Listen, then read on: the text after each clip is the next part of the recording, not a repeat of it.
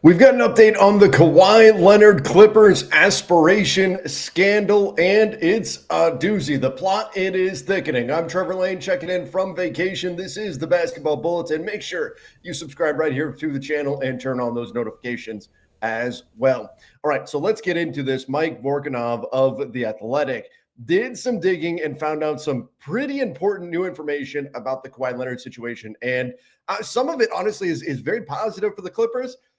Some of it, maybe not so much. So take a look at this. It's revealed that Steve Ballmer invested almost $10 million into financial technology and sustainability services company Aspiration, according to legal filings reviewed by The Athletic. So that's in addition to the $50 million he had already reportedly invested into the company. So why was that? Why is he investing another $10 million into the company, particularly when it came as the Los Angeles-based company was hemorrhaging cash, laying off employees, and struggling to raise funds? Now, this is pure speculation on my part, but the question that Mark Cuban brought up about this whole situation was, if someone as wealthy as Steve Ballmer, who essentially has infinity money, right? Like his wallet is about as bulletproof as it gets. If someone like him would see a company like this that knows this underhanded deal that he was reportedly doing to funnel money to Kawhi Leonard away from the NBA's collective bargaining agreement and salary cap, wouldn't he just continue to pay to keep that company afloat? Why would he stop doing that? Was that what this $10 million was? Was it, as they were, as this article says, hemorrhaging cash? Would it make sense that Steve Ballmer would then inject another $10 million just to make sure that the deal with Kawhi doesn't come out? Now, this also comes on the heels of, and I know Donnie talked about this yesterday, that Wong's investment in the company, minority owner in the Clippers, invested in Aspiration about $2 million. And then it was immediately followed by Kawhi Leonard getting his payment. His payment was not on time. Suddenly the minority owner for the Clippers invested in Aspiration, $2 million, and $1.75 million winds up in Kawhi Leonard's hands. Magical how that happens. Just pure coincidence. Now, Adam Silver of the NBA have said that the burden of proof is on the NBA to prove that the Clippers did something wrong, and it's not just circumstance here. So it's going to be interesting to see exactly where they fall in terms of what do they have to do. They need the smoking gun? Do they need an email saying we are circumventing the salary cap here or something to that effect? Or is it just when you stack up enough of this evidence that is maybe circumstantial, but you get enough of it, is that enough to meet the burden of proof? Is that enough to remove doubt that something wrong was happening here in this situation? Now, there's more to this as well. Then again, like I said, some of it is actually positive for the Clippers when we look at it. So, for example, when the Athletic, sorry, vacation mode, when Mike Vorkunov of the Athletic reached out to Aspiration, he did find out that there was a comment here from Joe Sandberg, who was the co-owner, the main guy here for Aspiration, that when he introduced the idea to his executive team about Leonard's deal, that they said the deal held little value to the company, to the point where that Leonard himself, Kawhi, had to get $20 million in equity via Sandberg. Sandberg had to chip in and give him shares of the company in order to give him that reported extra $20 million. So think about that. It was such a questionable deal from the Aspiration side that his own chair said, this doesn't provide any value to us. And it mentions later on in the article that it's not a deal worth doing. And the part of it is Kawhi doesn't really have any social media presence. So we're very, very unlikely to get any kind of a return on this deal. And so it was such a questionable deal from Aspiration side that the founder of the company had to actually chip in his own stock in order to give that to Kawhi in order to get this deal to go through. And that begs the question, why was he so hell-bent on Kawhi Leonard becoming part of Aspiration and getting this deal if even his own board is telling him this doesn't make any sense to pay this guy who has no social media presence and is not as big of a star as some of these other people that we're talking to, Robert Downey Jr., right?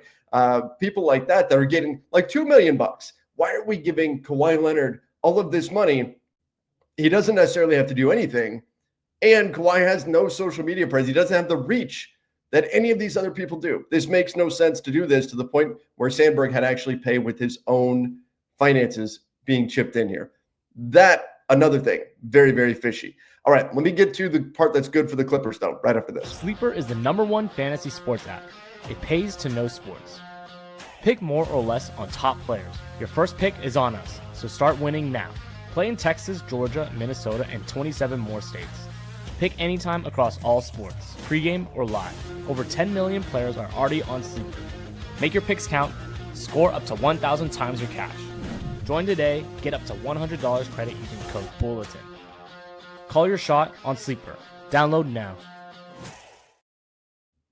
Okay, so again, this is Sandberg's own executive committee saying that the deal would have pretty big flags and that it guaranteed an 8-hour production day. So there actually was stipulations in the contract about what Kawhi was supposed to do for the company. So number one, that's good for the Clippers, right? That there were things in this contract that said what Kawhi had to do. Now, the Aspiration executives said, this doesn't make any sense. We're not going to get our money out of this. Kawhi doesn't have a social media presence. However, Andre Cherney, the Athletic, reached out to him, the co-founder and CEO until 2022. When he left, said, oh, no, we had conversations about Kawhi, about what we were going to have him do, and we never talked about the salary cap. He said, I don't remember. Well, that's a little bit weaker than we didn't, but I don't remember conversations about the NBA salary cap. He said, I signed the contract shortly before I submitted my resignation, but before I left, there were numerous internal conversations about the various things Aspiration was planning to do with Leonard once the 2022-2023 season began,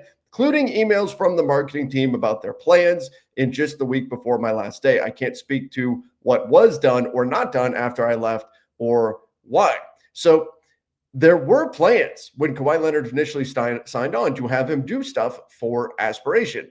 So at least according to the former co-CEO. So that's good for the Clippers, because if it was just all completely under the table, then why would they actually be discussing it and talking about ways to use Kawhi Leonard? So that's a positive right there for the Clippers in this situation. However, it also begs the question, well, why did Kawhi not wind up doing anything? There is a beliefs clause. In other words, if there was something that went against Kawhi's beliefs, he's able to say, no, I don't want to do that. But according to this article, that's fairly standard in a lot of these celebrity contracts, because celebrities don't want to get caught endorsing something that they don't personally believe in after they sign on with a company, and then they're presented with material to get into.